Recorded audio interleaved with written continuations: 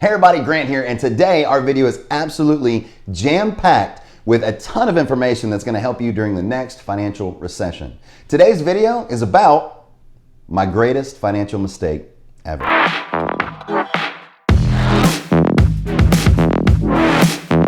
So in this video, we're going to talk about when I was 18 years old in 2008 during the Great Recession, how I amassed nearly $45,000 in the stock market. We're also going to talk about in 2009 how I lost nearly $45,000 in the stock market. Not only is this video going to show you what I did, how I was trading it, and how often I would sell it, but it's also going to show you that in the event we do not learn from our past, we are destined to repeat it. So hopefully this will give you some tips and tricks on how to better prepare for your next financial recession.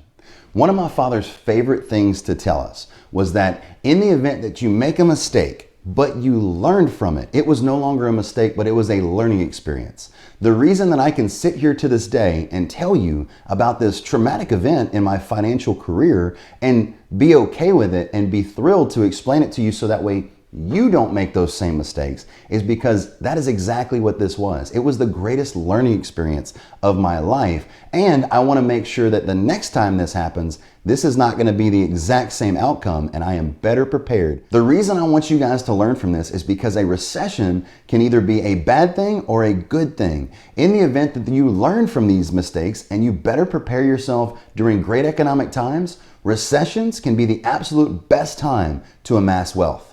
And I understand recessions can be some of the scariest things that'll happen to us in our lifetime. During the last recession, the Great Recession, the Dow was dropping 777 points on average per day. Gas prices had raised all the way to over $4.50 a gallon. People that were trading in Tahoes and Escalades for Honda Accords just to be able to pay their fuel bill. On top of that, the media was telling us every single day that the world was coming to an end and there was no fix in sight.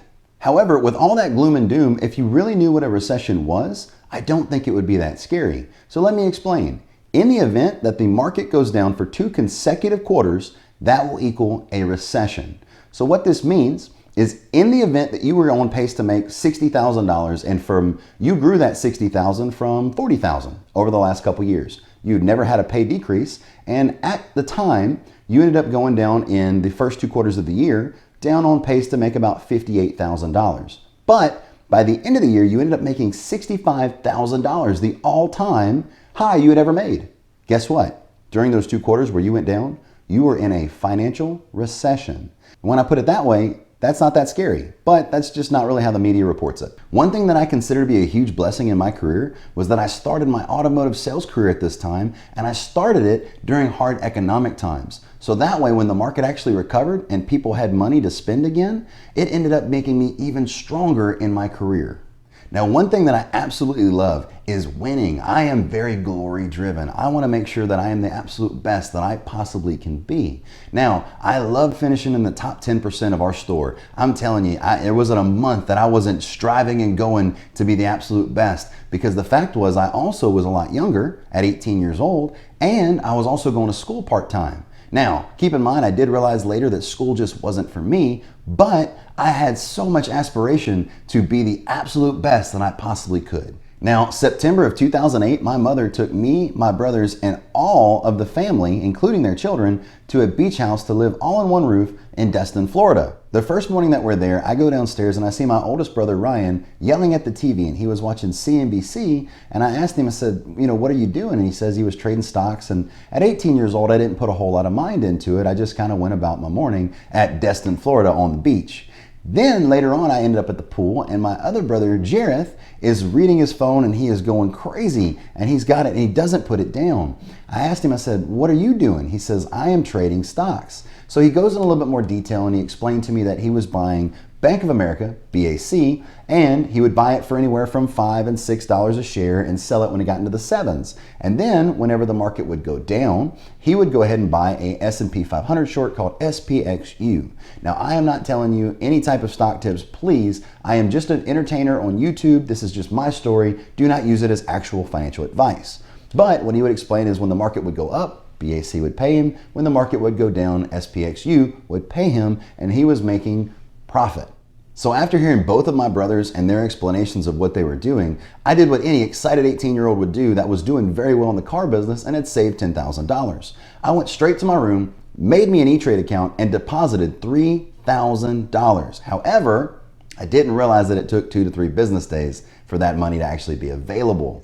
So what I did was I watched CNBC, I made sure that I read everything I could, and I watched every move my brothers were making. So one thing that I found, besides almost annoying them completely to where they wouldn't show me anymore, was that they were both trading Bank of America every single day. So as soon as my money came available, I remember the first thing I bought was Bank of America. And at this time, Bank of America was selling for around $5.50 a share to right around $7 a share. And what I did was I bought enough to where I made my first $200 in my first day in the stock market, and I was hooked. And so the last few days of family vacation, I was buying Bank of America and I was making money on the way up on the market. And then I would buy S&P 500 short SPXU and I would ride the market down and make money there. Now keep in mind, I know this sounds like a fantastic idea, and it could be. This is what's called a bear market. Now understand, I knew what I knew, but I didn't know what I didn't know. I was looking at the Dow and I was looking at this stock portfolio in tunnel vision. Right? I didn't realize there was a whole lot more to it. So just understand, we'll get into a little bit more of that a little later, but I did learn some big lessons during this time period. But what I did know is that the Dow from September 29th went down on average $777 per day. Also that right in 07, right before all of this happened, the Dow had just hit its all-time high, a little over 14,000.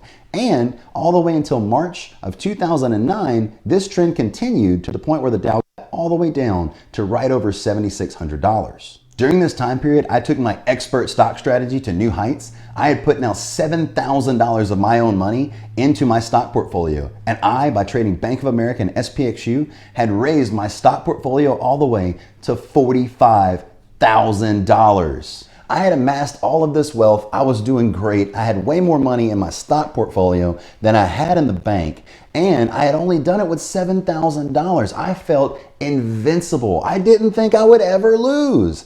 And my other brother, I remember him still trying to warn me because we looked at my account. He was like, man, you're making so much money, more money with me than Bank of America. How much are you buying? And then he realized I was trading these shorts and he told me to be careful with it. But man, I was invincible. I knew better. Right? And with this same mentality, I just didn't think I was gonna lose. And so this time I started looking at margins. Now understand, my brother had explained to me that margins were not something else I wanted to be messing with because that was a credit line and it's not your money. It is basically a credit card for the stock portfolio. And not only that I should stay away from the shorts, but I should also stay away from margins. He was giving me good, solid advice. But once again, I didn't know what I didn't know. And as this works out, I end up loading up. I never got too deep into margins, but I did load up with SPXU and I was ready for one last hurrah. And then, if the market ever corrected, I would just go ahead and buy Bank of America and ride it all the way up. Until the market corrected and corrected.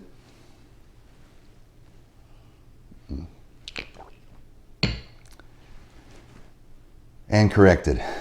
I'll say it one last time that I knew what I knew and I didn't know what I didn't know. And what that means, and I'm harping on it for the simple fact that I want you to learn from my mistakes. I want you to have your own learning experience without spending your own money. I was looking at a very small portion of the Dow versus looking at the entire stock market. Because if you look at the entire stock market, you realize that adjusted for inflation, the S&P 500 goes up 7% on average a year. So I did what any scared investor does. I froze. And I watched my investment, my $52,000 investment, which is $45,000 of my money that I had earned in 6 months, and $7,000 in margin debt go down and down and down. It went down so bad that it actually had a stock split, but more of the reverse kind, to where I thought it was a good thing. And I called my brother and he explained, no, Bubba, this is not a good stock split. And they kept selling off my shares all the way down to the point where it was worth a little less than $2,000. And I froze so bad that I ended up not putting any more money in the stock market besides my 401k and of course a little bit in Bank of America, not enough to make up the loss. I only had a little.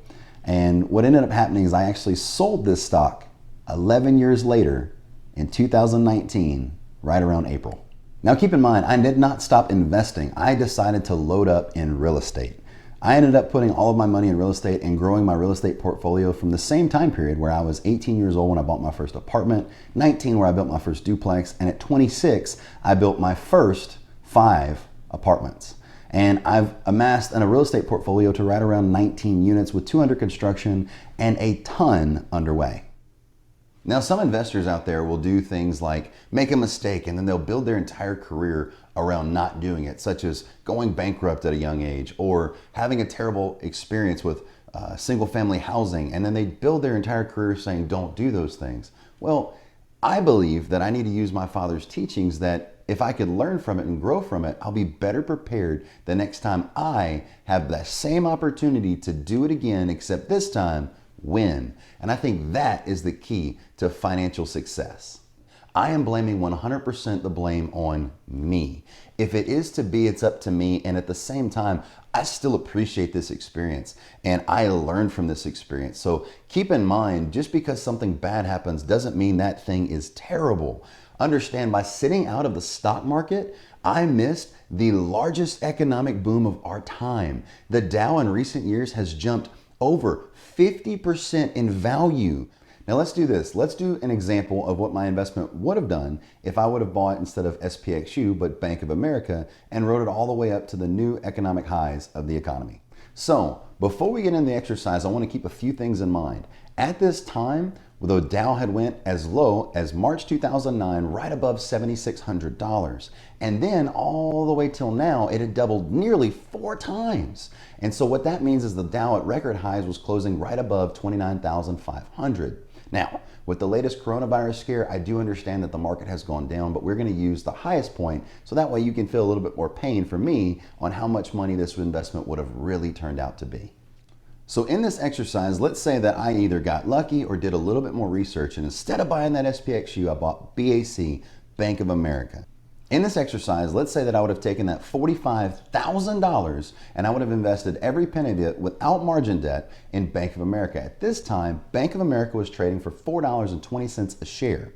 So if we were to take those two numbers and divide them out, we would have been able to purchase 10,714 shares of Bank of America stock.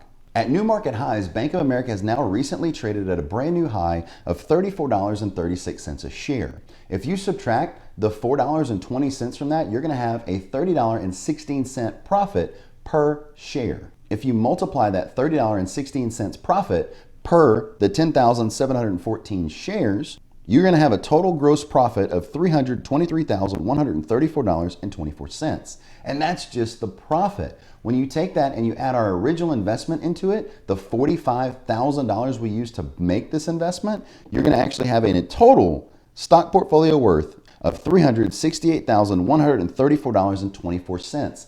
That is a huge swing over what our investment actually did. That is a $366,134.24 swing. Let's do this exercise a different way. Let's say that I would still buy SPXU, but I would write it down to 50% of its investment and sell it. If I would have done that, let's just say for number purposes to make math easier, my investment would have been worth half, $22,500. Let's say Bank of America was trading at $15 a share. When you do that math, you're going to come up with 1,500 shares. And if you take that and subtract the $15 versus the current $34.36 of what the high of Bank of America is traded for, you're going to have a $19.36 profit per share. When you do the math of the $19.36 of profit times the amount of shares, which is 1,500, you're going to come up with $29,040 in profit. When you add your original $22,500 investment to your profit of $29,040, your total stock portfolio worth would now be $51,540, and that's still a $49,540 swing from what I ended up doing by freezing and not fixing my investment strategy. Wow, so once you put it in actual numbers, it doesn't feel any better. But I hope you are learning from things like this, and I hope that it'll better prepare you in the event you have your next issue. What I really want to draw attention to is the fact that if I would have still lost 50% of the SPXU value, put it all back into either Bank of America, mutual funds, whatever you prefer, and wrote it up, I would have still had a profit and I wouldn't have lost all my money. So what did this life experience teach me? One, that if you make a mistake, it is not bad as long as you learn from it. Once you learn from it, you need to be better prepared for the next time the same or similar opportunity presents itself. Also, beware of margin debt. Margin debt is like a stock portfolio credit card, and they charge you interest as well as they will sell off your shares in the event you do not use it properly. Also, the buy and hold method is always going to be the better way. Do not go ahead and try to time the market. It is proven time in and time again that buying and holding and waiting and letting time do its thing will always be the better choice. Another thing that I learned was make sure you know what you're investing in. Don't just know a glimpse of the stock market. You need to have researched the entire thing.